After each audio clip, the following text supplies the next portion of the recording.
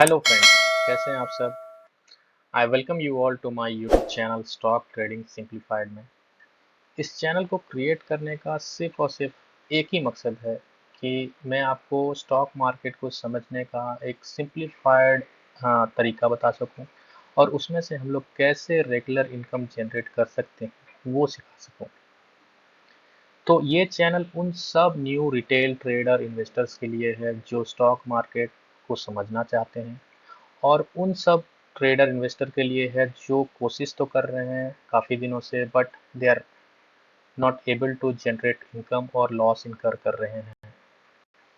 अगर गूगल की माने तो ओनली 3% इंडियंस अभी स्टॉक मार्केट में इन्वेस्टमेंट करते हैं कंपेयर टू यूएस जहां मोर देन 55% लोग स्टॉक मार्केट में इन्वॉल्व हैं।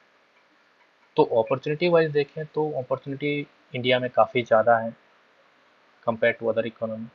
बट नितिन कामत, सीईओ नितिन कामत जीरोधा के, उन्होंने कहा कि ओनली 1% रिटेल ट्रेडर्स जो कि इनकम जनरेट करते हैं बीटिंग फिक्स डिपॉजिट, मतलब 7% 8% अपना जो अपना फिक्स डिपॉजिट का इंटरेस्ट रेट्स है उसको बीट करते हैं और इनकम जनरेट करते हैं।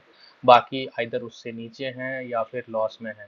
तो यू अंडरस्टैंड राइट, अगर 3% इंडियन हमारे पॉपुलेशन के हिसाब से कितनी बड़ी आबादी है एंड उसमें अगर only 1% Indians are 1% retailers are successful, तो अगर हम अपॉर्चुनिटी वाइज देखें तो इंडिया में अपॉर्चुनिटी काफ़ी ज़्यादा है क्योंकि we are just 3% investing in stock market. तो सोचो आने वाले सालों में, आने वाले कुछ दिनों में कैसा कुछ होने वाला है।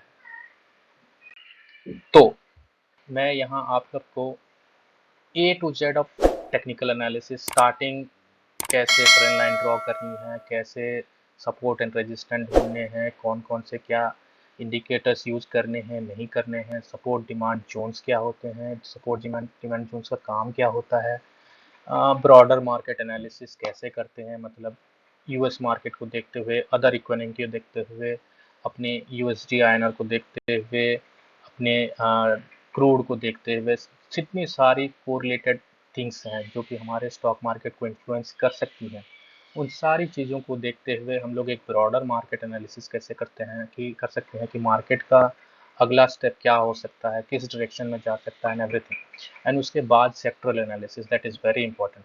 सेक्टरल एनालिसिस में हम लोग कोशिश करते हैं कि सेक्टर वाइज हम लोग कैसे समझें कौन से स्टॉक्स पिक करने हैं, कौन सा सेक्टर काम कर सकता है, कौन सा सेक्टर अभी थोड़ा सा डाउन जा सकता है, कौन से सेक्टर सेक्टर में हम लोग होल्ड कर सकते हैं, कौन से सेक्टर में हम लोग प्लान कर सकते हैं।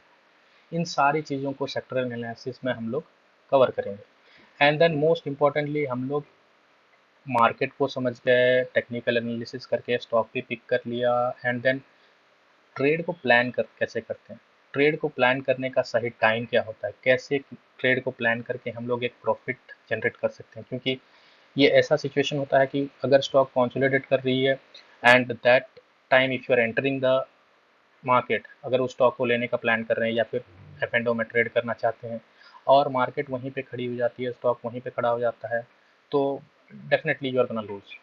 तो एक टाइम होता है जहां आपको राइट टाइम में एंट्री लेनी होती है, जहां से मोमेंटम चालू होना होता है।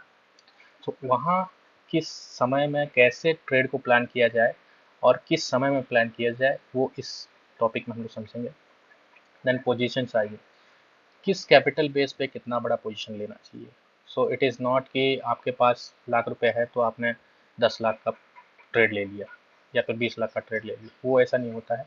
तो प्रॉपरली आपको पोजीशन साइजिंग करनी होगी। एंड देन मोस्ट इम्पॉर्टेंटली वो जो पोजीशन आपने लिया है उसको हेज कैसे करें, क्योंकि ओवरनाइट कुछ भी हो सकता है, हम लोग ओपन पोजीशन छोड़ ही नहीं सकते हैं। तो अगर हमने कुछ पोजीशन लिया हुआ है तो उसको हेज कैसे करें, तो कौन कौन से तरीके होते हैं हेज करने के, अपने पोर्टफोलियो को कैसे हेज करें, everything we are gonna learn. तो हमारे स्टॉक मार्केट में on day to day basis नए नए न्यू कमर्स आते रहते हैं, नए नए रिटेलर आते रहते हैं। तो without financial literacy, without understanding the market, अगर हम लोग एंटर करते हैं तो हमको क्या क्या सिचुएशन फेस करने होते हैं, कैसे कैसे लॉस देखने होते हैं, ये सारी चीज़ों का हम लोग कवर करेंगे।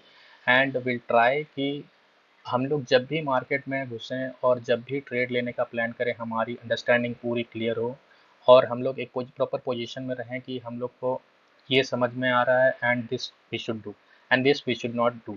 तो डूज एंड डोंट्स भी हम लोग पूरा कवर करेंगे एंड कोशिश करेंगे कि जो मिस्टेक्स हम लोग मतलब एक बार कर लिए, 2 बार कर लिए, बट वो बार-बार रिपीट ना हो। So please like, comment and subscribe to my channel अगर आपको मेरा कंटेंट सही लग रहा है एंड अगर इस मुहिम में आप जुड़ना चाहते हैं, आप यहाँ से मेरे साथ जर्नी स्टार्ट करना चाहते हैं, तो please subscribe to my channel and thank you. Thanks a lot.